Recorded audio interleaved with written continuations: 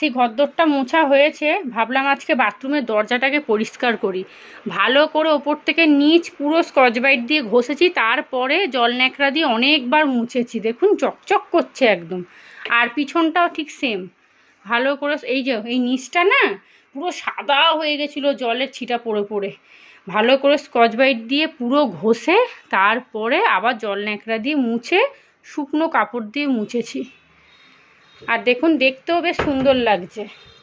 ঘরের সামনে দিয়ে যাই তো এই দরজাটা একদম মুখের সামনে, আর যদি নোংরা হয়ে থাকে অপরিষ্কার লাগে না, পুরো এই মাঝখানটা না পুরো কালো হয়ে গেছিলো একদম।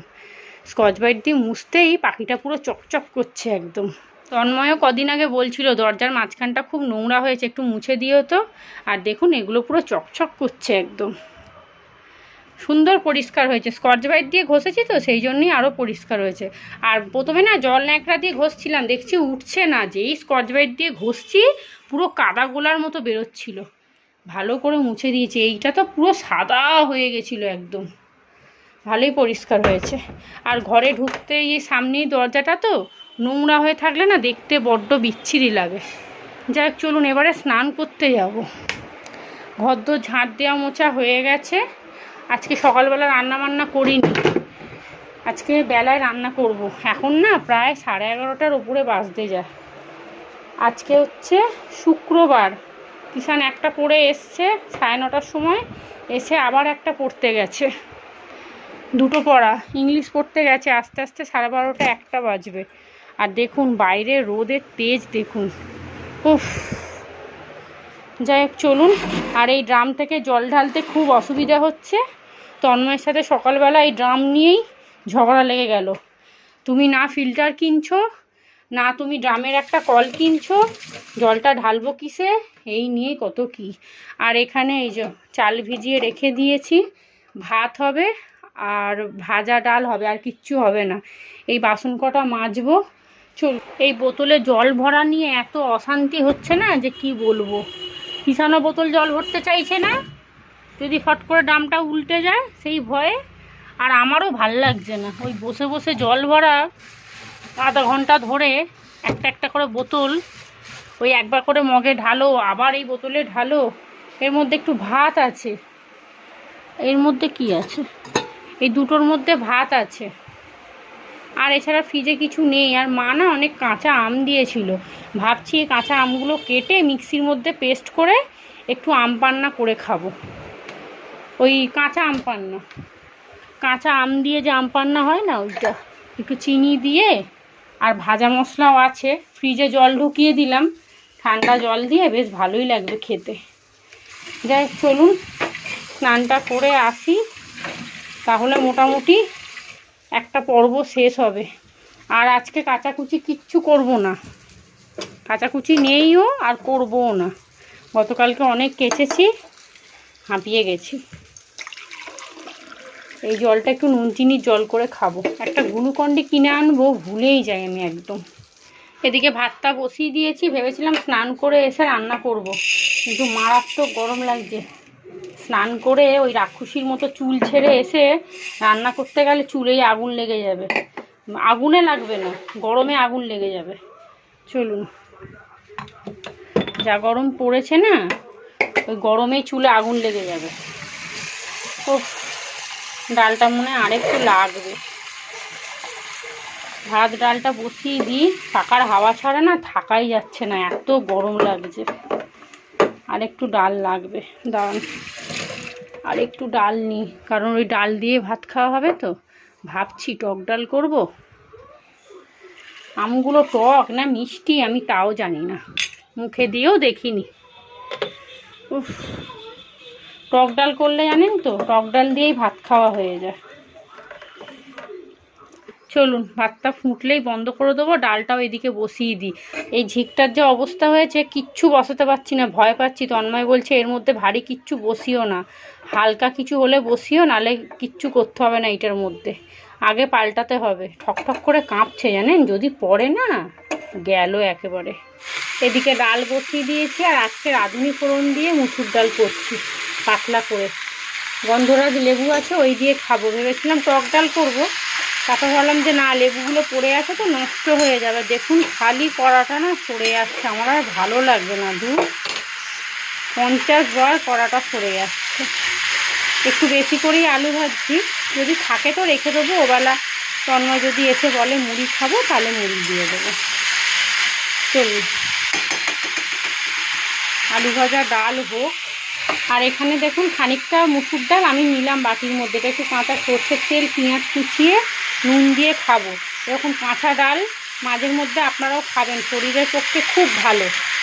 এটা ডাক্তার আমাকে বলেছিল যে মুসুর ডাল যখন সিদ্ধ করবেন অল্প করে একটু কাঁচা সর্ষের তেল নুন দিয়ে কাঁচাই খেয়ে নেবেন।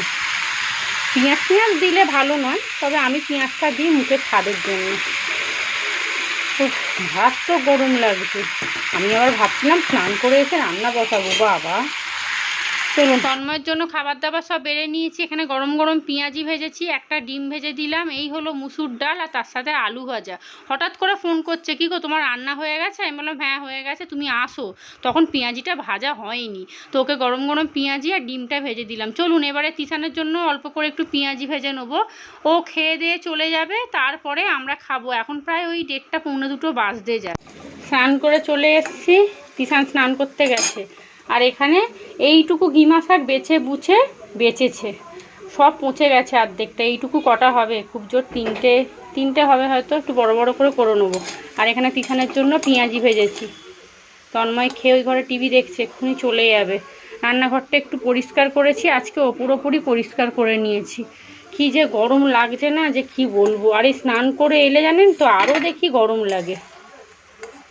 চুলটা ভেজা থাকে তো মাথা পুরো ভার হয়ে থাকে, আর বিকেল হলেই মাথার যন্ত্রণা করে এই ঠান্ডা গরমে। আর তাড়াতাড়ি স্নান করে নিলেও রান্নাঘরে রান্না করতে পারছি না, সব দিকে ঝামেলায় পড়ে গেছি। চলুন কতটুকু হবে দেখি। আর আমি এর মধ্যে জানেন তো কয়েকটা দিয়ে দিয়েছি, ওই কুলেখাড়ার পাতা। দেখি কোনোদিন তো খাইনি, তবে বোঝা যাবে না কারণ গিমা শাক বেশি তো, কুলেখাড়াটা বোঝা যাবে না।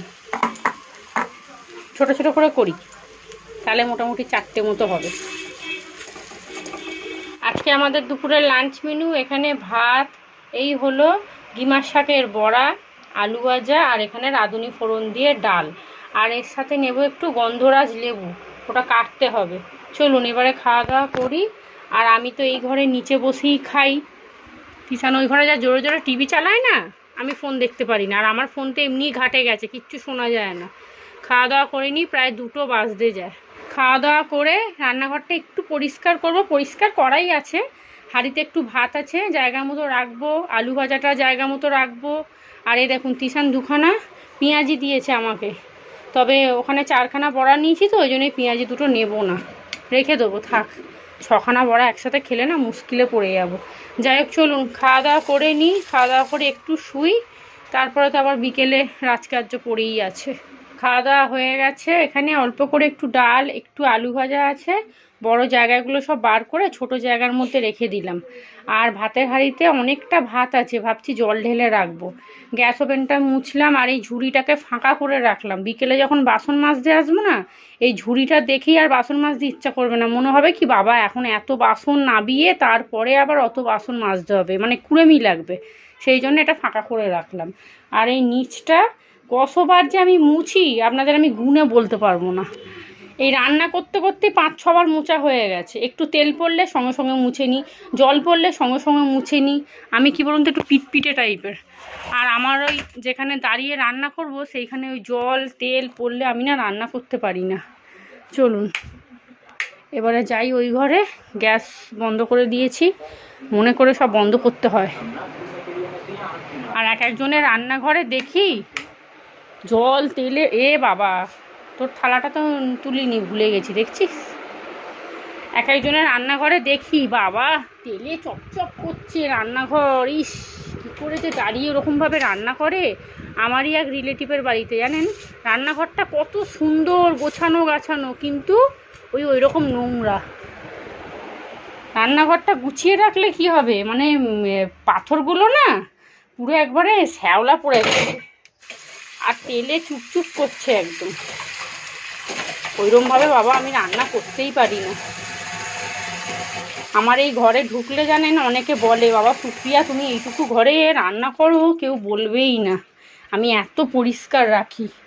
তিশানের এক বন্ধুর মা আসে মাঝের মধ্যে, ওই আমি যখন রান্না করি ওই ঘরে যায়, বলে কি সুন্দর তুই গুছিয়ে রেখেছিস রে, বলে এইটুকু জায়গার মধ্যে কত জিনিসও রেখেছিস, আবার কি সুন্দর গুছিয়েও রেখেছিস। চলুন, তিশান এখন পণ্ডিত হয়েছে, আজকে দুটো পড়া করে আসলো, এখন তো ঘুমাবে ও। এখন আবার বইগুলোকে নিয়ে কি করতে খুলেছে আমি দেখছি, দাঁড়ান। ও সকালবেলা পড়া, সন্ধেবেলা তো পড়বি রে, তুই এখন কি করতে বইগুলো নিয়ে খুলেছিস? উফ, কি বিচ্ছিরি গরম পড়েছে, হে ভগবান বাঁচাও বাঁচাও। চলুন, তন্ময় খেয়ে দিয়ে স্নান করে চলে গেল। ও খেয়ে গেল, এটাই আমার শান্তি। ও খুব একটা খেয়ে যায় না রে, টাওয়ালটা আজকে ধুইনি বোধহয়, ও তো খেতে খুব একটা আসে না। উফ বাবা, চলুন টাওয়ালটাকে বাইরে মিলে দেবো। এই টাওয়ালটা দিয়ে এখন আমরা স্নান করি, বেশ সুন্দর জল টানে জানেন, গামছার থেকেও সুন্দর টাওয়াল দিয়ে মুছে যায়। তিশান বলছে আমার টাওয়ালে তুমি কেন হাত দিয়েছো? আমি যে আমার তোর বলে কোনো ব্যাপার নেই, সংসারে থাকলে সবাইকেই দিতে হবে। এই যে পণ্ডিত হয়েছে। কী করতে বইগুলো খুলেছিস এখন? কেন সন্ধ্যেবেলা তো পড়তে বসবি? গুড আফটারনুন বন্ধুরা, কেমন আছেন আপনারা সবাই? আশা করছি সবাই ভালো আছেন, সুস্থ আছেন, আমিও ভালোই আছি। আজ হলো শুক্রবার, দুপুর এখন কটা বাজে? 2:30, 2:35 হবে। আপনারা ভাববেন বাবা পেট ঠেসে খেয়ে দে এখন কেমন আছে বলতে এসছে। আসলে দুপুরবেলা ভাবলাম ক্যামেরাটা অন করে কথা বলবো, তন্ময় চলে আসলো। এত জোরে জোরে টিভি চালাবে না যে কি বলবো আপনাদেরকে। ওই ঘরেও যদি আমি কথা বলি না, টিভির আওয়াজই আপনারা শুনতে পাবেন, আমার কথা শুনতে পাবেন না। সেই জন্য আর ক্যামেরা অন করে আপনাদের সামনাসামনি কথা বলিনি। খাওয়া দাওয়া হয়ে গেছে, এখন শোবো। আর সন্ধেবেলা একটু বেশি করে ভাত করে রেখেছি, ভাবছি তন্ময়কে না ওই আলু সেদ্ধ করে জল ঢালা ভাত দেবো। কিন্তু যেহেতু দুপুরবেলা পেঁয়াজি খেয়েছে, ও আমার মন বলছে আজকে রাত্রিরে আর জল ঢালা ভাত খাবে না, কারণ জল ঢালা ভাতের সাথে আলু সেদ্ধ হয়, আর ও আমাকে পেঁয়াজি করতে বলে। কিন্তু রাত্রিরে যেই বলবো না পেঁয়াজি করে দেবো, বলবে দুপুরেই তো খেলাম, গল্প ওখানেই শেষ হয়ে যাবে, আর কিচ্ছু গল্প এগোবেও না। আর এখন এক সপ্তাহ নাকি বলছে প্রচণ্ড গরম পড়বে, তারপরে নাকি বর্ষা ঢুকবে। আর ওই যে বর্ষা ঢুকবে, সবার জীবনেই বর্ষা নামিয়ে দেবে একদিন। এত বৃষ্টি হবে, জামা কাপড় আর শুকোবে না। বর্ষা হলে কোনো অসুবিধা নেই জানেন তো, কিন্তু যে জামা কাপড় শুকোবে না, এটাই তো প্রবলেম। আর আমাদের তো ছোট ঘর, আমাদের তো বিশেষ করে আরও কষ্টের মানে শেষ নেই একদম। যাদের বারান্দা আছে তাদের তো খুবই সুবিধা, সারা রাত্রি রেখে দিল, সকালবেলা উঠে তুলে নিল। আর ওয়াশিং মেশিনে অর্ধেকটা শুকিয়ে নিচ্ছে, মানে যাদের ওয়াশিং মেশিন আছে আর কি, জামা কাপড় শুকোতে কোনো অসুবিধাই নয়। কিন্তু আমাদের দেখুন না, ঘরেও মিলতে পারবো না, বাইরেও মিলতে পারবো না। কি বর্ষাকালে আমার যে কী অবস্থা হয় সে শুধু আমিই জানি। এক একদিন তো 3টে 4টে করে নাইটি পুরো ভিজে হয়ে থাকে। মা এখানে কত কি এনেছে দেখুন। এটা এটা তোমার কলা? হ্যাঁ। তোমারটা কম কেন? ওই এই যে ওটা দেখাচ্ছে। ও আচ্ছা আচ্ছা, ঢুকিয়ে দাও তাহলে ভিতরে। চা পাতাটা আগে ঢুকিয়ে দাও। বড় বড় হ্যাঁ। এই 4টা 20 টাকা। আমি তো হ্যাঁ। এটা একটু ছোট কি এই আছে? দেখুন মা চা পাতা আনতে গেছিল, এটা মায়ের 500 চা পাতা, আর এইটা আমার 100 আনতে দিয়েছি। মাকে ফোন করিনি, মা ঠিক বুঝে নিয়ে চলে এসছে। বাবা কি ভালো কলাগুলো এনেছো গো। হ্যাঁ, চা পাতাটা আমি ভাবছিলাম, আমি তো মা তো জিজ্ঞেস করলো না কি নিয়ে আসবে। এটা 400 টাকার দানা চা, 100 নিয়ে এসছে। আর এই কলা মা প্রত্যেকবার নিয়ে যায়, মাকে আমি একবার বলে রেখেছিলাম তুমি পেলে আমার জন্য নিয়ে এসো। যাক ভালোই হয়েছে, মা বাজার হাট করে ঢুকেছে একদম। চা পাতা আমার একদম শেষও হয়ে গেছিলো, দেখুন কৌটো পুরো ফাঁকা। যাকে মা নিয়ে চলে এসছে যখন ভালোই হয়েছে। আর আমি জানেন তো মাকে বলিও নি, বিকেলবেলা একবার ফোনে কথা হয়েছিল, মা বললো আমি বাড়ি যাব একবার, কিন্তু মা যে চা পাতা কিনতে হবে সেটা আমাকে একবারও বলেনি। আর একবার যেহেতু মা চা পাতা কিনে নিয়ে এসেছিলো, মার ঠিক মনে আছে। আর 400 টাকা চাটাই নিয়ে এসছে। চলুন মার জন্য একটু দুধ চা করবো, আর আমার জন্য 1 কাপ লিকার চা করবো। কলাগুলো এত ভালো নিয়ে এসছে জানেন, মাকে বলছিলাম যে তুমি তো আরেকটু বেশি করে আনতে পারতে, বলছে তুই কি বলবি, ওই জন্য বেশি করে আনিনি। আর তন্ময়ও চলে এসছে, দুজনের জন্য একেবারে 2 কাপ চা করে নিয়েছি, দুধ চা, আর আমার জন্য লিকার চা করে নিয়েছি। তন্ময়কে একটু মুড়ি মেখে দিয়েছি, দেখতেই পাচ্ছেন সাইডে রাখা আছে। তো চা মুড়ি খাবে, আমরা চা দিয়ে বিস্কুট দিয়ে খাবো আর কি। চলুন মা এসছে, একটুখানি বসে গল্প করি, তারপরে তো রাত্রিরে রান্নাবান্না করব। আর আজকে রান্নাবান্না সেরকম কিছু হবে না জানেন তো, খাবার দাবার একটু আছে, দেখি কি করব। চলুন আগে দুজনে বসে জমিয়ে একটু গল্প করি, চা খাই, তারপরে দেখা যাবে রাত্রে কি হবে। আসছি গো। হ্যাঁ হ্যাঁ, বাইরে হাওয়া দিচ্ছে ভালো। আর কোথাও দাঁড়াবে না, না সোজা বাড়ি যা। সব নিয়েছো তো, দেখো হ্যাঁ। চা পাতা। হ্যাঁ, আমার এখন এক হাতা চা আছে, মানে বৃষ্টি বৃষ্টি যদি হয়। মা বাড়ি চলে গেছে, আমিও রান্নাঘরে এসে টুকটাক কাজ করেছি। এখানে আলু সেদ্ধ করেছি, পান্তা ভাত আছে, প্রেশার কুকারে আলু সেদ্ধ ভাত বসিয়েছি, মানে ভাতে ভাত আর কি। আর এই দেখুন ফ্রিজে এক বাটি ভাত ছিল, সেটাকে বার করলাম, বাসন কটা মাজলাম। আর কি কি রান্না বান্না আছে সকালের আপনাদের দেখাই। এখানে অল্প করে একটু ডাল আছে, আর এখানে অল্প করে একটু আলু ভাজা আছে। রাত্রে সবার জন্য গরম গরম একটু ডিম ভাজা করব। আলু সেদ্ধ তো করে নিয়েছি, ভাতও বসিয়ে দিয়েছি, এখন প্রায় 9টা 10-15 হতে যায়। আর এখানে জামা কাপড়গুলো ভাঁজ করে রেখেছিলাম জায়গা মতো, এখনও তুলতে পারিনি। যাই হোক চলুন এখন বিছানাটা গোছাবো, একটুখানি বসি। আর তন্ময় না আসার সময় একটু আম নিয়ে এসেছিলো, এই যে আমগুলো এখানে রেখে দিয়েছি। 4খানা আম এনেছিল, মাকে একটা দিয়েছি আর 3খানা আছে। তবে আজকে আর খাবো না, কালকে খাবো, রেখে দেবো ফ্রিজে এখন। তো চলুন ব্লগটাও তাহলে এখানেই শেষ করি। আপনারা সবাই ভালো থাকবেন, সুস্থ থাকবেন, সাবধানে থাকবেন। আজকের মতো সবাইকে টাটা।